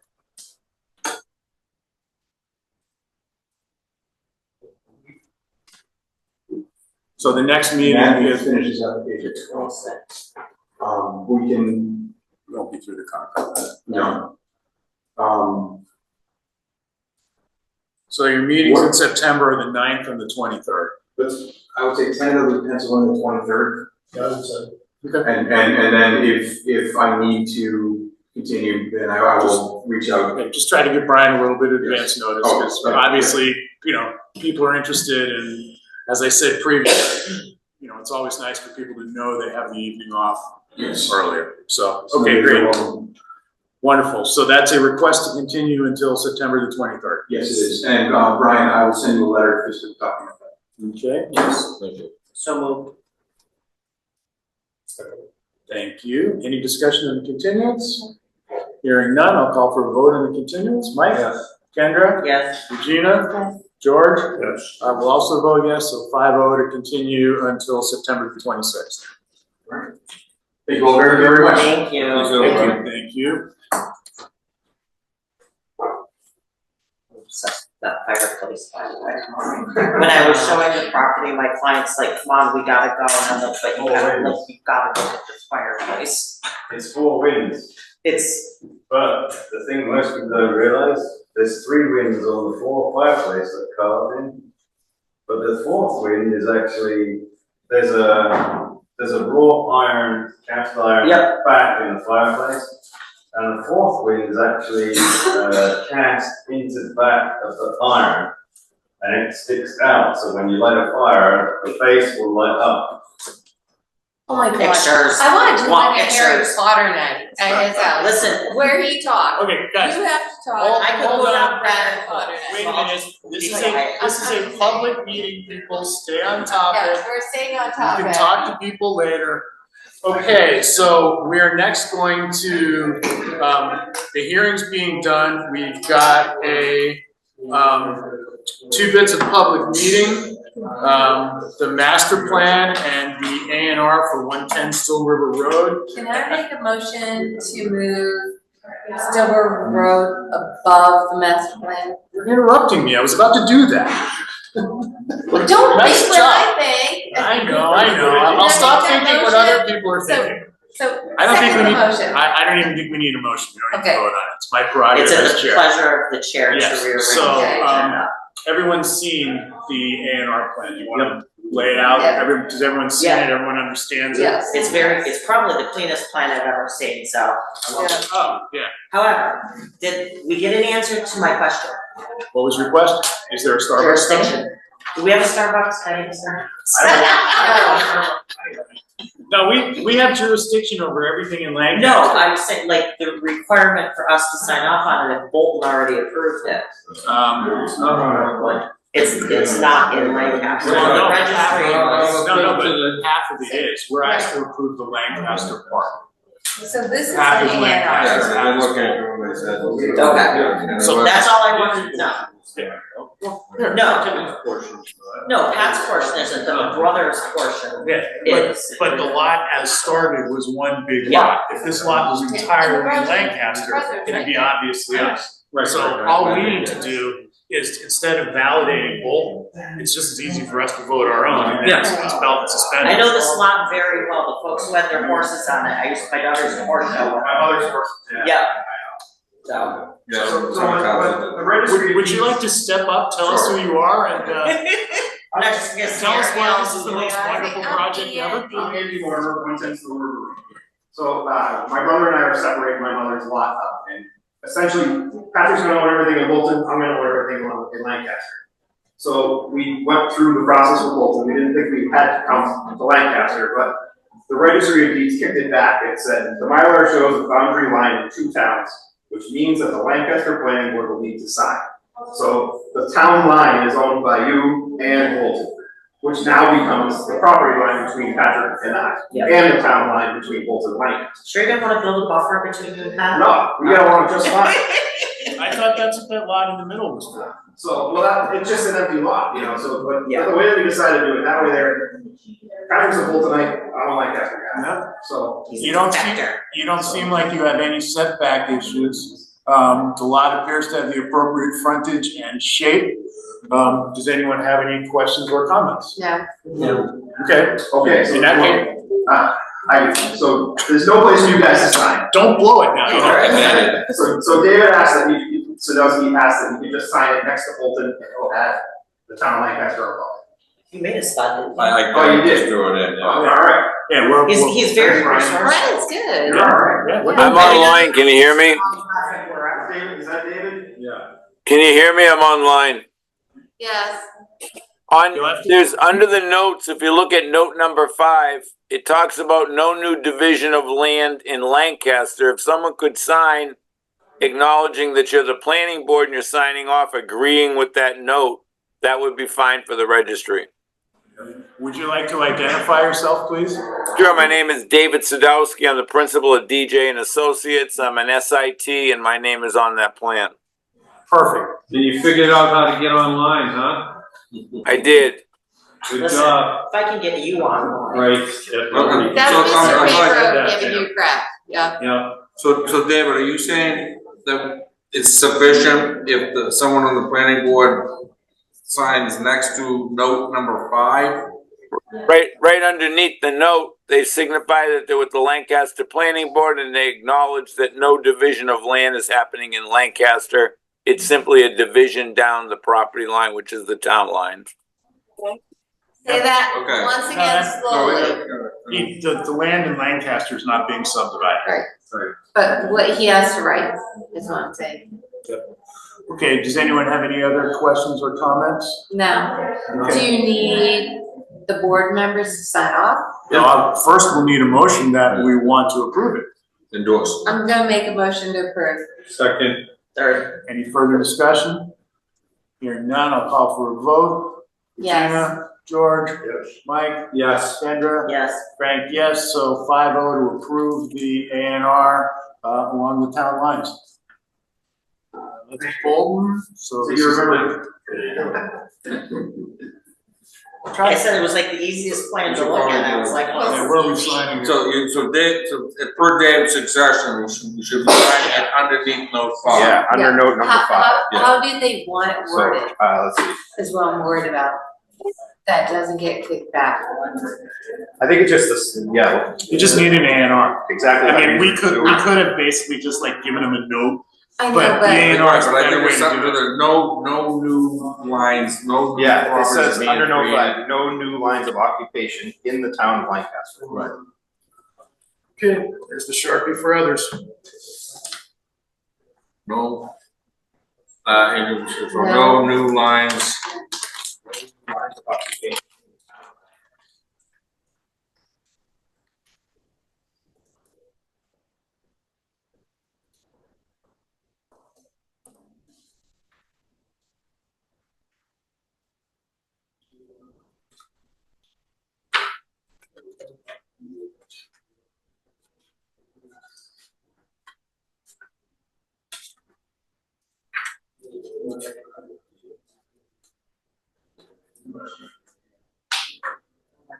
Yeah, you guys can Well, now we voted that, let's briefly talk about the master plan.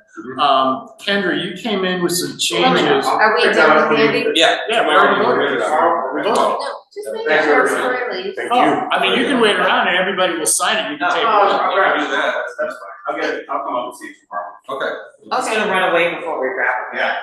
Thank you very much. Thank you. Hey, our pleasure, congratulations. Can I get the mention real quick? Yes, Yes, make sure it doesn't get back. 2-minute break, Some water. 2-minute break. Right, well, we can do this even without him. So Kendra, you put in here in a couple places, these 6 previously identified priority development areas in North Lancaster, but those aren't referenced anywhere in the document. They're not referenced? No, I know, and I think it's important that they stay But- part of our master plan. But the issue is, they're not referenced to anything. You put this in and it doesn't refer to anything.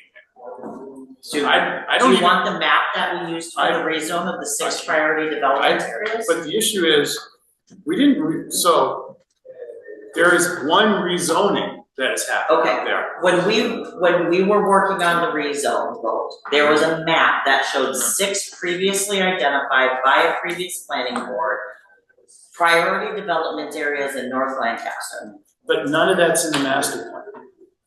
Those maps are not in the master plan. I just went Yeah. through and I looked for that verbiage. It's not there. That's So we why I can't asked. add that verbiage at the end and go, look at this. When there's no map, there's no reference. Right, so All the rest of your stuff makes sense, but that just, I we're looked just through it, it gonna didn't make drop sense. focusing on 6 priority development areas that have already been identified So and they're- part of a previous plan from the current plan? But they're already identified, they've been rezoned. I mean, No, one's been rezoned. Okay, then we can't. GFI's on the other one. We can't do this without a map, because I went through this, I'm like, what is she talking about? So you're telling me the night of the meeting, you wanted me to dig out the map from like. I didn't know, I just thought you would just put the word North Lancaster in place of that, and then it would make sense. Brian sent out a very detailed email with the specific adds to the master plan that I was proposing Yep, a couple days afterwards while you were away and you've had it for weeks. yes, I was away on vacation. And I never got asked for a map. Well, Then I'm not voting for it then. that's Yeah. fine, it's not in there, look, if you want, we can I'll push it find a back. map. Fine, you know, look, we can monitor it, I went through this, because I was like, oh, this all makes good sense. And I'm going through the whole thing, and I'm like, where the hell's the map? I'm being told right now Frank wants a map of the 6 priority There's- development zones. There is no reference to those terms in this plan at all, That's where. none. What are we, so, Karen, you said you're not voting on it. Voting on what? Well, we're supposed to vote to approve the new master plan, but Kendra put some things into it that aren't referred to anywhere else in the plan. So when you read it, it's confusing, that's why. So just Okay, adding the term, continue to focus on the 6 previously identified priority development areas in North Lancaster. Those terms, priority development areas in North Lancaster, just that phrase does not appear on this plan anywhere. That's why I asked it to be. Well, but you don't say what they are. You never asked for a map until tonight. No, I just wanted, look, when I went through this, it's like, what does she mean? You And I never went- asked me. I thought it was all in here. I thought when you put that in, it was all in here. Why would I ask it to be added if it's already No, in there? I thought you were referring to something that was Can I already go back defined to in the What plan. is the master plan being used for? And are we micromanaging the master? I just want it memorialized that we have 6 priority development zones that have been already identified Okay. historically. But So none of them are I- identified in the master plan. So If you wanna put that in, then Can I they need switch to be my words? identified. Help me with better words. Okay, Right. because apparently it's not there, which is why I want it put in. That Is it map clear exists, enough? the shit she's saying. I don't even know. My understanding was that it's being carried over from the prior master plan? That's From what the I'm- work that's been done historically by a planning board that was not us. So, okay, so where's the graphic to go with it? That's Well, all. now that I know you want it, I'll go find it. Well, because there's otherwise, Andrew, these words don't exist in this plan. That Nobody, was my concern. If you can Right. find where it says priority development areas in North Lancaster in this I will document. pull the entire EZ rezone presentation that Administrator Hodges did when it came in front of the town twice, where that map is.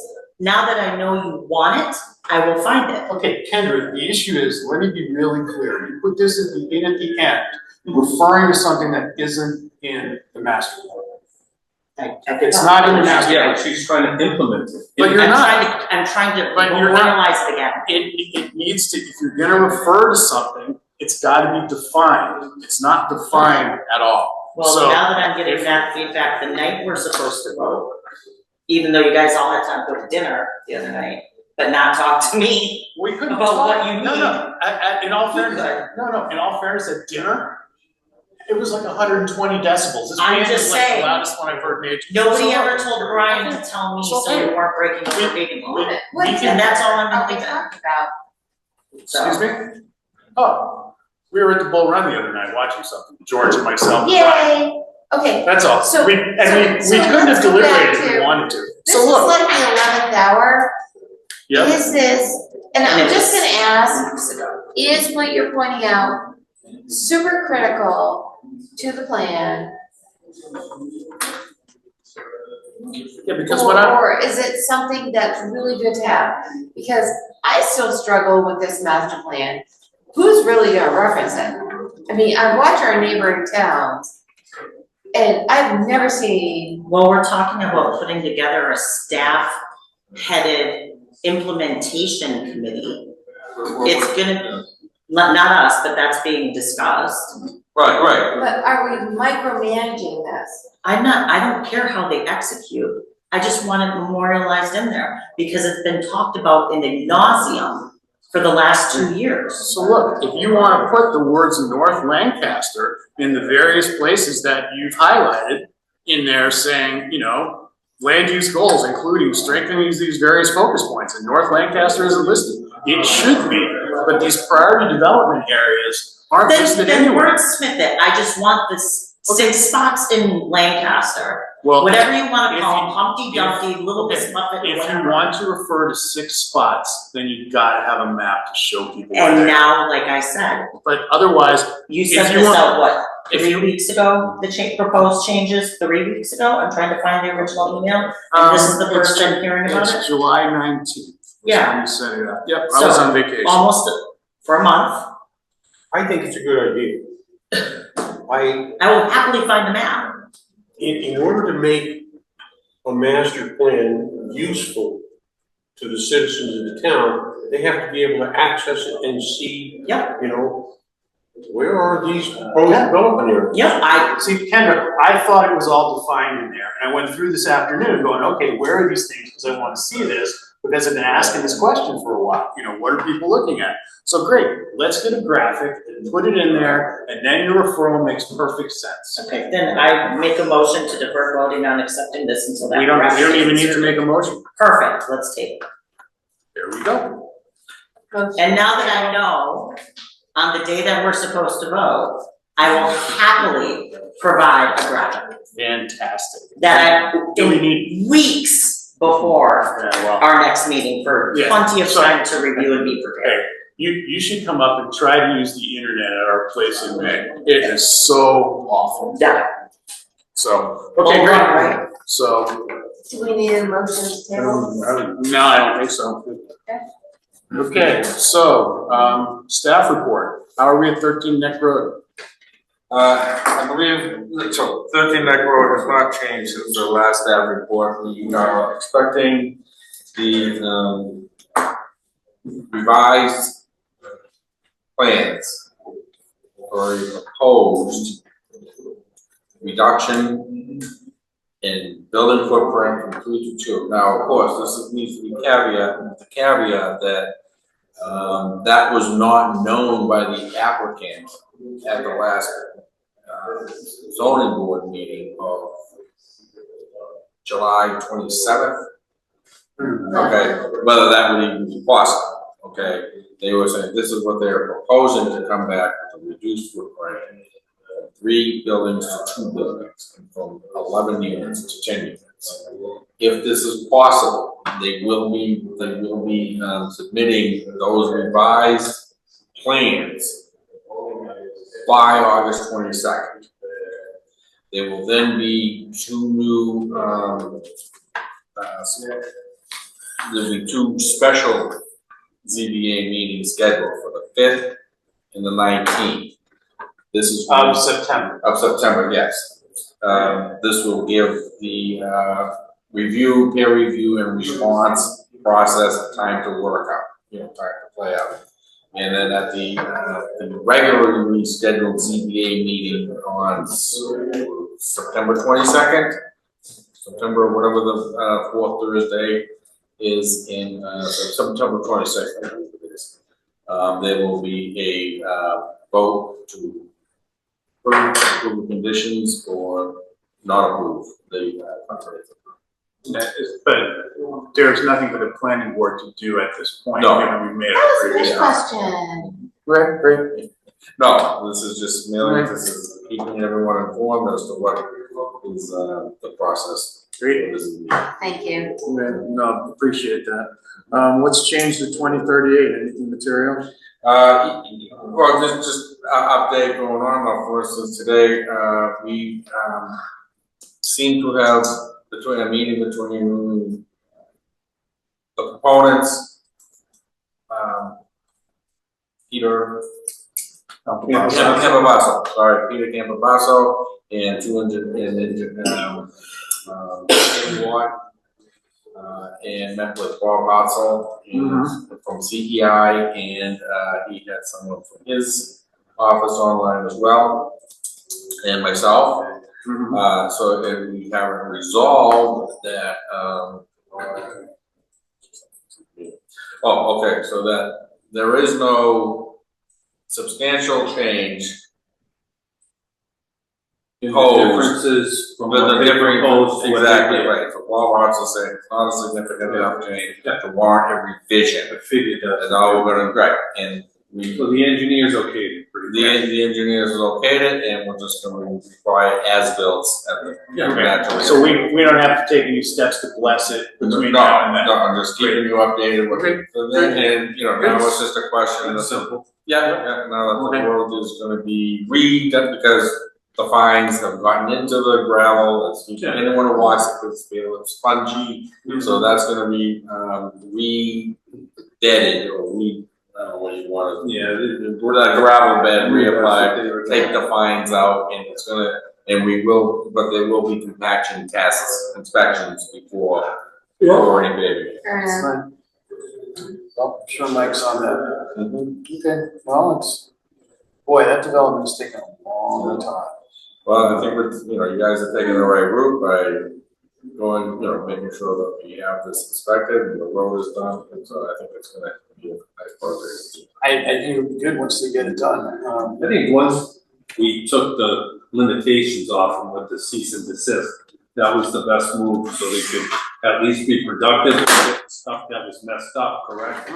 I agree. No, I'm just looking forward to seeing those guys come to us and go, hey, release the first set so we can build the second set. I'm sure they're I would like to see them excited get to do together. that too. I mean, it's not, Why not? financially productive for them either. Not at all. So, okay, what about the EDC? Environmental and Economic Development Committee. Yeah, so, we met the first time, last month, we're scheduled to meet again next Wednesday, our regularly scheduled meetings will be, except the 3rd Wednesday, yes? Who's we? Oh, I'm sorry, the Economic Development Committee, which is chaired by Gene Rich. Who's on? And I'm trying to think of it. You want the names of who's on it? Yes. David Carr, Michelle Carrier, Yes. Susan Reardon, Jean Rich. No, we're missing one. No, Susan Reardon, Jesse Turbo. Jessica. So are you on ex officio or Yes. as a former member? Okay, that was where I was Because I was going. there. Yep. Well, like I said, then I know I have to No, perform it. I can get this. Can I- Okay. Yeah, so, first, what we're doing this Wednesday is No, I we've just got- invited the, economic planner from MRPC to come to the meeting. And, I think what she wants to do is have us have the economic development proposed, economic development projects for the Montezuma Regional Community Economic Development Strategy that's, still ongoing. Okay. That's, I got Kate's, note on Hawthorne Lane. mhm. There, Is that on that? yep, I'll send it to you. Okay. Have Wayne insert it, please. Yeah, you're gonna need a little more documentation for that than just, hey, there's this. What else then? You wanted a map? Well, put some text, like, Yeah, I can put the text put on. some tax keys, say, you know, what it is, that sort of thing. I mean, if you want people to focus on it, go with it. Look, when I looked through this, I thought you were referring to a defined section of the plan. So I thought, it's like, okay, great, continue focusing all this Referring to a stuff. missing section of the plan. Okay, great, well, now we're establishing that it's a missing section of the plan. And because also what's interesting is that decent chunks of these are already built. So, I mean, the sections that you're focusing on, GFI's got one taken out, 2038 has one I'll taken bring it. out, I'll take my solar notes out. fields. You sign it? No, I'm just looking at your map, I'm not looking at the rest of your phone. I'll bring it. George, I'll send it to you. Okay. What's next? What's next is the Hawthorne Lane, so. I don't really have an update on that, it's nothing's changed from the last meeting. It's, they're probably gonna have to use eminent domain. Their Melanson is staying the course. If you hear any explosions, it's probably Kate. She's frustrated, and deservedly so. So, okay, Which Melanson isn't compliant? it's Gary Melanson from Hawthorne Lane that he's got to sign off on all this stuff in the town to take Hawthorne Lane. And he's apparently like returns one call out of 10. So, you know, you can talk to Kate about His this. brothers have already signed? Apparently Gary's the only contact. I don't know the specifics of this. I Kate is. mean, I know Gary very well, so. Call I Kate, will. call Kate, because I'm sure she could use your help. Yeah, I'll call Gary myself. Oh, yeah, that'd be great. Gary's a good guy. Well, I know they had a difficult separation in their business, and I think that's where, you know, went downhill. well, could be. Kate would love your help. If I knew before, I would have made that phone call weeks ago. Well, hey, now you know, thanks so much. So, okay, proposed bylaw, have you guys, this was circulated, have you guys seen the Yes. draft for, licenses and permits of delinquent taxpayers? I think this is a wonderful idea. What, say that one more time. So basically, if you owe taxes, you don't get licenses or permits. You won't be able to get. Right, you'd have to. Right. Yeah, you have to pay your taxes before you get permits. I mean, it's kind of common sense. Yeah, but that's standard procedure with every other town. Well, yeah, well, Apparently, we didn't it's have it. not in our bylaws. It So wasn't wait a writing. minute, let me understand this. If Yeah. someone's not current with their property tax, a contractor can be their advocate and still pull a permit, that's what you're telling me? So even the one up on Lunenburg Road, during the hearing, and you were here, George said, Frank said, maybe it was George that said, get, you know, up to date with your taxes, and they're like, yeah, we will. I missed that. And they did. 100%. They've Yeah. been behind for a while. And Because- so it's kind of a common sense law, but we have to bring common I thought sense every into law. town and city was on the same page, because I know, like, the process now is mostly online to pull permits when Yeah. you're like a customer's advocate. So you go through the process, you implement all your information, blah, blah, blah. And then the next step is it goes through the town administration, it goes to the tax. If you're not current on your taxes, that permit doesn't get Yeah. applied. Apparently, that's not in our bylaws. Ah, Mm-mm. that's funny, I didn't even know that. That's what I'm saying, it's a common sense law, but, Make it so. But it's amazing what's not in there. Next time I won't pay my and taxes, I don't know, full it's permit. one of the two, yeah. Yeah, don't pay your taxes and see how long it goes. Yeah, Yeah, yep. lead by example. So, the last one is, you all did great work, assisted by the Affordable Housing Trust in this accessory dwelling unit bylaw, and the state has lapped us a little bit, so now we are behind again. So we're gonna try to get data from the state in terms of, Brian, you highlighted a couple changes. Right, To do to. right, we're actually, we're actually ahead of the curve a little bit, because in a sense, because we already had, our original zoning as, it says, the special permit across the board. We had it amended so that we have by right in every district. Now, the only differences now are, now, for instance, you have,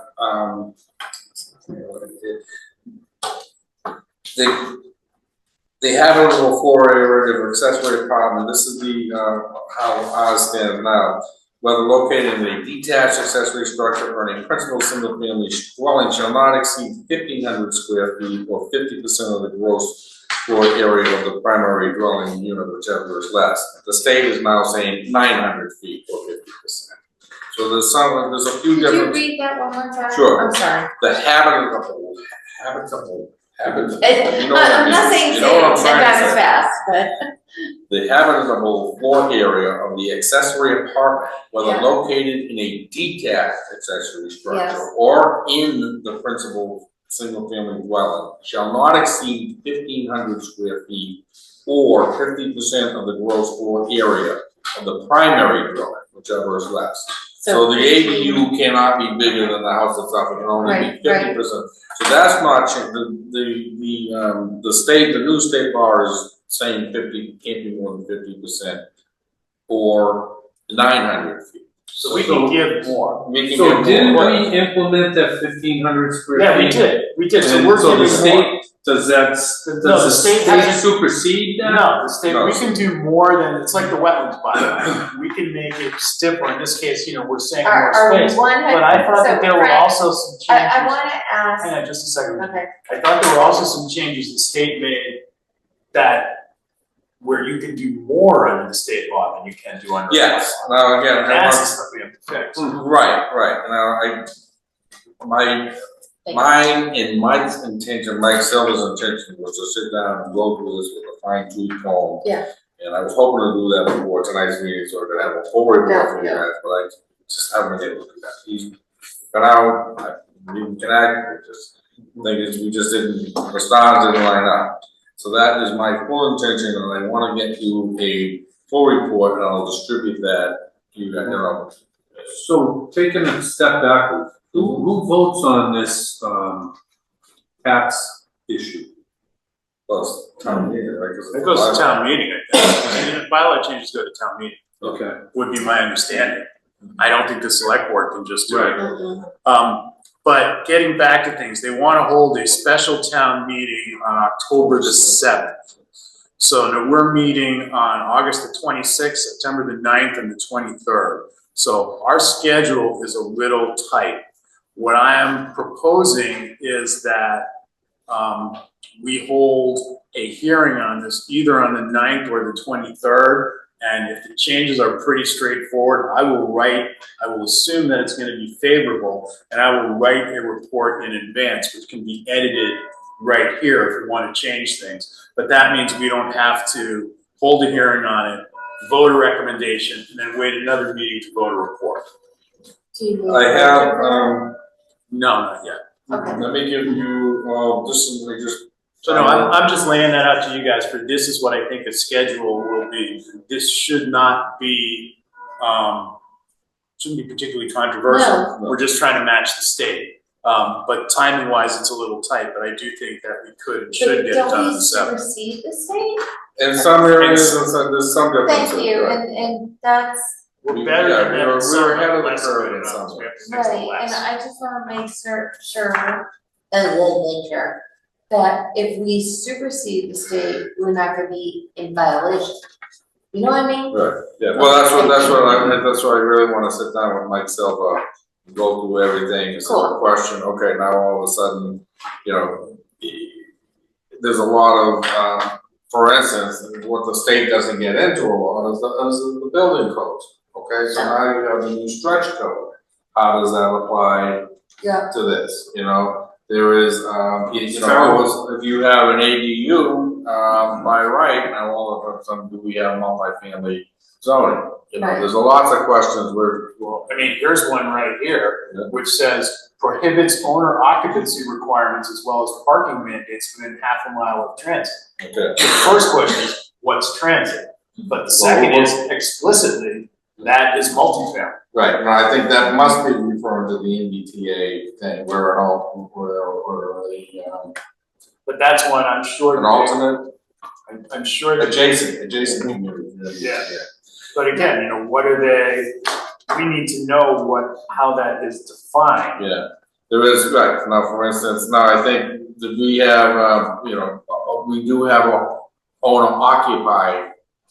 Either, in Lancaster, owner occupant needs to be either in the primary residence or in the accessory unit. Right. State wipes that out, it does not need to be owner occupied. So, Yeah, so effective Either. within half a mile of transit, no parking mandates, no owner occupancy. It says one parking space. So, but what that means is that we now have multifamily zoning. Yeah. Within half a mile of transit. Now, what's transit? Mhm. Is that the bus stop in front of D'Ambrosio? Is there more? You know, this is the sort of thing that we're gonna have to figure out. So Do we even have So- transit here? No. legally, there is a D'Ambrosio. marked bus stop across from D'Ambrosio. there is, And as part of the MOU, the Capital Group has committed to building bus shelters and stuff, and the town is committed to trying to get a station at McGovern Boulevard as well. Now, if that happens, that means everything within a half a mile of that station is de facto multifamily. hold on, before we scope creep, let's Well, stay but on the issue that is- topic. Well, but the issue is it's still, That's fine, yeah, it's in the- you're only getting one extra unit. It's not like you can Right. put up 15 affordable units on your So 1 acre can property. we wait for further from Brian Yeah, I think we and need Mike to. on that one? I really think we need to. Yeah, it's just. Oh, No, that's I'm just laying out a And- potential. And I love that email educating us on the topics. I absolutely. Well, that's what I love it. Yeah, that sounds great. Yeah, I absolutely love it. My, intention not to do So- that every time. I do have one question. Do you have an insight? Can I ask a question, like off topic? Do you have any insight on what happened in Shirley with the MBTA or in that vote they had a town meeting I don't. having to be within the. I don't. Within, What well, was it? you mean the MBTA community, Yes. is what's happened in Shirley? Yeah, they just had a meeting last week. I will certainly And follow up. I'm curious because that could affect us. Yeah, Like, you know what I mean? It's just like how Bolton voted not to have the state do 117, and that negatively affected us. So if Shirley wants to not be an MBTA community, that could, oh, okay, the sure, okay, I know that they Yeah, did but they that. just had that meeting last But, week. but the issue is you can't just opt out because you don't feel. Yes, like you it. can. You can. No, the state sues you. And Right, so if you could find out. sure, I'll see what I Thank can, you. I know they don't have a planning staff in Shirley, but I will either call MRPC and find out what they know about it. Yeah, they just had that meeting last week. Yeah. Someone else did it too,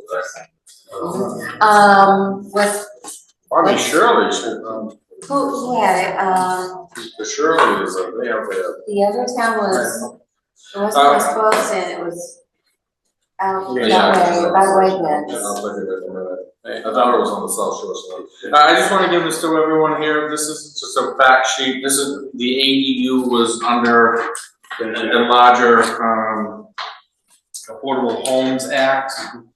And so this is just a fact sheet.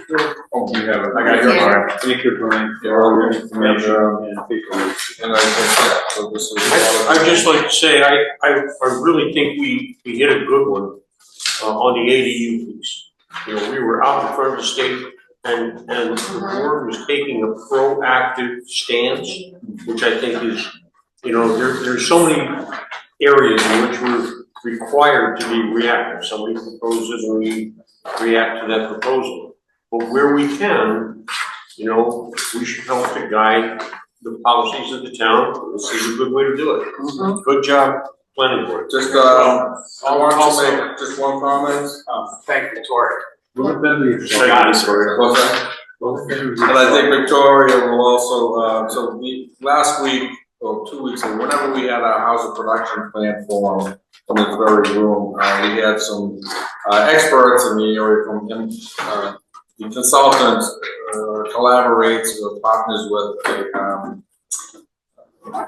folks from the academic world. and Smart people? Yes, the experts. And so, and I asked them a question. I said, what, you know, the state gives us a lot of tools and a lot of things out there to create affordable housing. What are your top three, you know, that you would recommend to any municipality? And these are ADUs right off the top. Is one of the most effective ways to create affordable housing in any municipality. He had a couple of other screw up back to my notes, but that's stuck up. The ADUs is a very effective way to create affordable housing. Smaller zoning and multi-family districts.